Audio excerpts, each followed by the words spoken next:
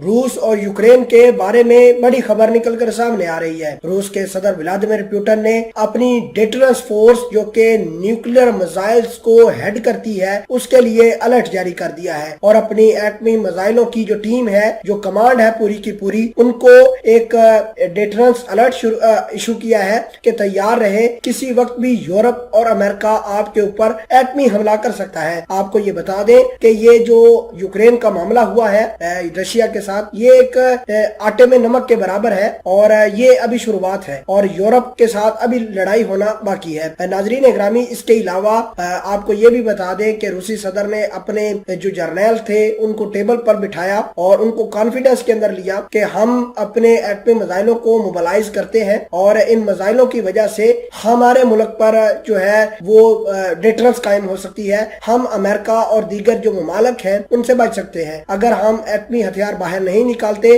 तो यूरोप हमारे ऊपर किसी वक्त भी हमला कर सकता है। यूरोप ऑलरेडी बहाने ढूंढ रहा है जो रशिया के ऊपर अटैक करने के लिए, तो लिहाजा वर्ल्ड वॉर 3 का स्टेज सेट हो चुका है। मैं इस खबर के बारे में आपको बताऊंगा कि कौन कौन सा ब्लॉक बना है, कौन कौन सा मुल्क किस किस के पलड़े में गया है, तमाम तर चीजें आज की इस वीडियो में हम आपके साथ शेयर करेंगे। छोटी सी गुजारिश है कि आप हमारा यूट्यूब चैनल हसना टीवी को सब्सक्राइब करके पास मौजूद घंटी के निशान को दबा लें ताकि लेटेस्ट न्यूज आप तक बर वक्त पहुंचती रहे। आपको ये बता दें कि तीसरी जंग अजीम का स्टेज तकरीबन तैयार हो चुका है। इस वक्त दुनिया तकरीबन 2 ग्रुप्स में तकसीम हो चुकी है। पहले ग्रुप के अंदर चाइना, रशिया, पाकिस्तान और इनके इत्तेहादी, दूसरे ग्रुप के अंदर अमेरिका, यूरोप, इजराइल और उनके इत्तेहादी। अमेरिका ने चाइना को साउथ चाइना सी में घेरने के लिए तैयारियां मुकम्मल की हैं और साउथ चाइना सी के इर्द गिर्द मौजूद तमाम ममालिक जिनमें Japan, Philippine, Taiwan, Hong Kong, south Korea, Vietnam, Malaysia, Indonesia, Brunei और ऑस्ट्रेलिया को चाइना के खिलाफ उकसाने में कामयाब है और अपने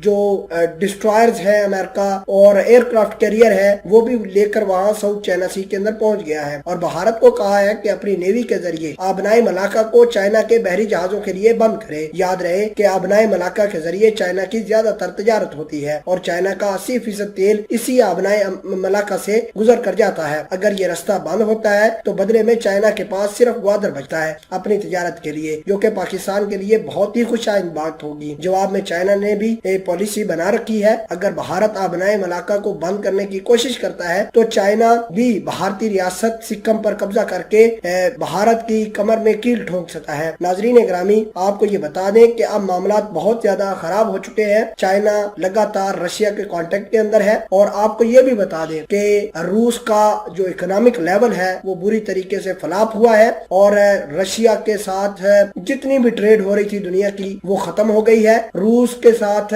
जितने भी बैंक सिस्टम थे, रूस के तकरीबन 200 से ज्यादा इंटरनेशनल बैंक्स इनके साथ काम करते थे, वो भी खत्म कर दिए गए हैं। अमेरिका ने पूरी दुनिया के अंदर जो रशियन फ्लाइट्स है उनको बैन कर दिया है। इसके अलावा ना कोई मुल्क इनके साथ ट्रेड कर सकता है, ना ही पैसों का लेन देन कर सकता है। इसके अलावा आपको ये भी बता दें कि अब यूरोप भड़का हुआ है। अमेरिका और यूरोप बहाने ढूंढ रहा है कि वो किसी न किसी तरीके से रशिया के ऊपर अटैक कर दे। इसी वजह से रूस ने अपने जितने भी जर्नैल है, जितने भी इनकी न्यूक्लियर कमांड है, न्यूक्लियर फोर्स है, जो डेटरेंस फोर्स है, उनको टेबल पर बुलाया और बातचीत कही, उनको कॉन्फिडेंस में लिया और हो सकता है कि अगले चंद एक दिन जो है वो रशिया, यूरोप, अमेरिका के लिए काफी अहम हो। और जो लोग ये कह रहे हैं कि यूक्रेन का मामला बस यहीं पर थम जाएगा, तो ये मामला थमेगा नहीं। अब पूरा नेटो और अमेरिका इसकी लपेट के अंदर आ जाएंगे।